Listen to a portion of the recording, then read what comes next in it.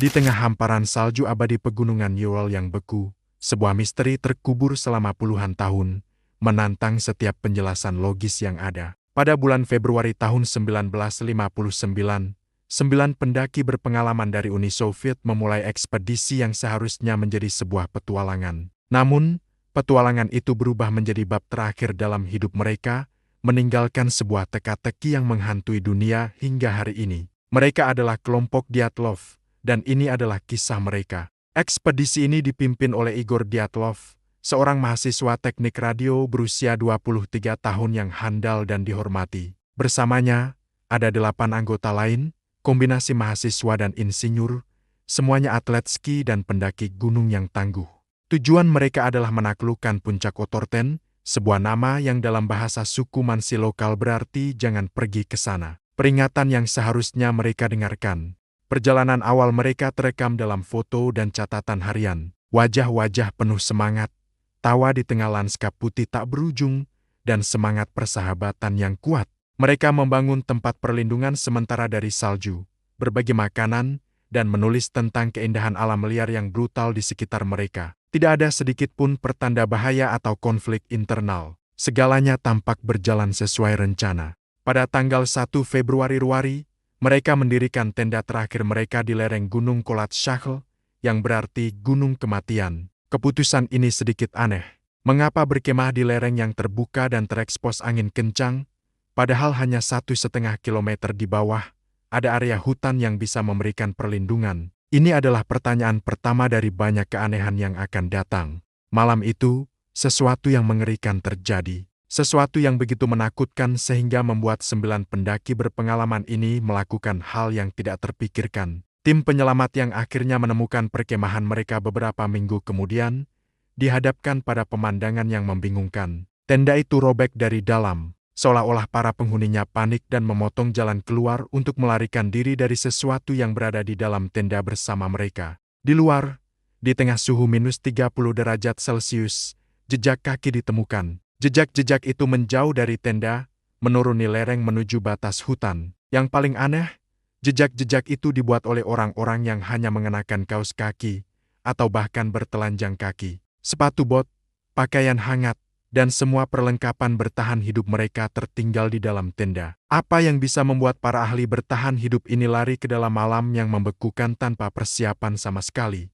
2 jenazah pertama ditemukan di tepi hutan, di bawah pohon sidar besar. Keduanya hanya mengenakan pakaian dalam. Di dekat mereka, sisa-sisa api unggun kecil ditemukan. Dahan-dahan pohon di atas mereka patah hingga ketinggian 5 meter, menunjukkan bahwa seseorang berusaha memanjat, mungkin untuk mencari sesuatu, atau melarikan diri dari sesuatu di bawah.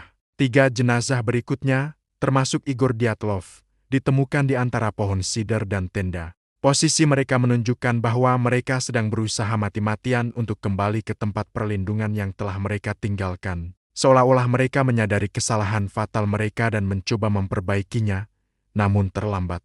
Kelima korban ini meninggal karena hipotermia. Sebuah tragedi, tapi masih bisa dijelaskan dalam kondisi ekstrem. Namun, misteri sesungguhnya baru saja dimulai. Butuh waktu 2 bulan lagi bagi tim pencari untuk menemukan 4 pendaki yang tersisa. Mereka terkubur di bawah salju setebal 4 meter di sebuah jurang tidak jauh dari pohon sidar. Dan penemuan inilah yang mengubah kasus ini dari kecelakaan tragis menjadi sebuah enigma yang menakutkan. Salah satu dari mereka, Nicholas Thibault-Brignoles, menderita patah tulang tengkorak yang parah.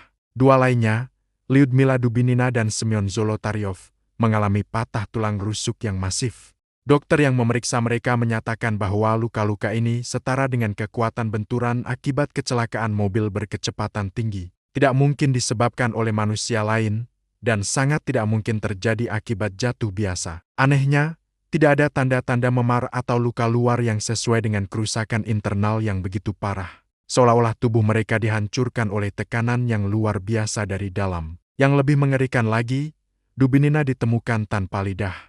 Penyelidikan resmi Soviet ditutup dengan cepat. Kesimpulannya sangat tidak memuaskan. Para pendaki meninggal karena kekuatan alam yang tak tertahankan. Kasus ini kemudian diklasifikasikan sebagai rahasia negara, dan semua dokumen terkait disimpan rapat selama 3 dekade. Kerahasiaan ini hanya memicu spekulasi yang lebih liar.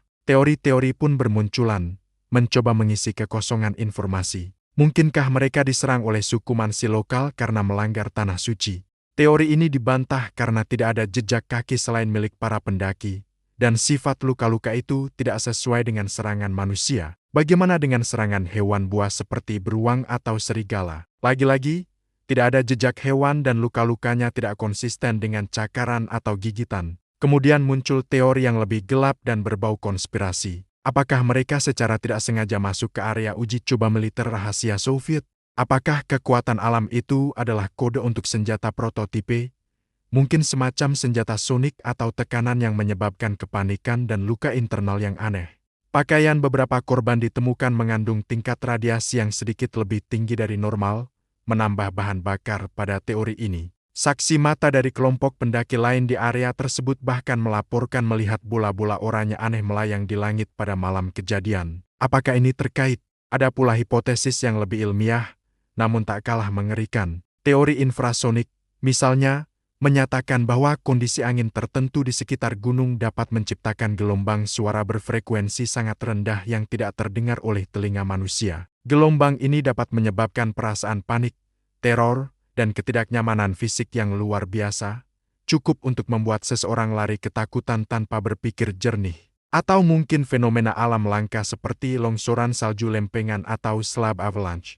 Teori ini menyatakan bahwa getaran kecil memicu lapisan salju di atas tenda untuk bergeser. Suara gemuruh dan tekanan salju di atap tenda mungkin membuat mereka panik, mengira akan terkubur hidup-hidup, sehingga mereka merobek tenda dan melarikan diri. Setelah keluar, mereka tersesat dalam kegelapan dan badai salju. Mereka yang berlindung di jurang kemudian menjadi korban longsoran kedua yang lebih besar, yang menjelaskan luka-luka parah mereka. Ini adalah salah satu penjelasan yang paling masuk akal, tapi tetap tidak menjawab semua pertanyaan, seperti mengapa lidah Dubinina hilang, atau tentang bulat cahaya oranye itu. Hingga hari ini, insiden Dyatlov Pass tetap menjadi salah satu misteri terbesar abad ke-20.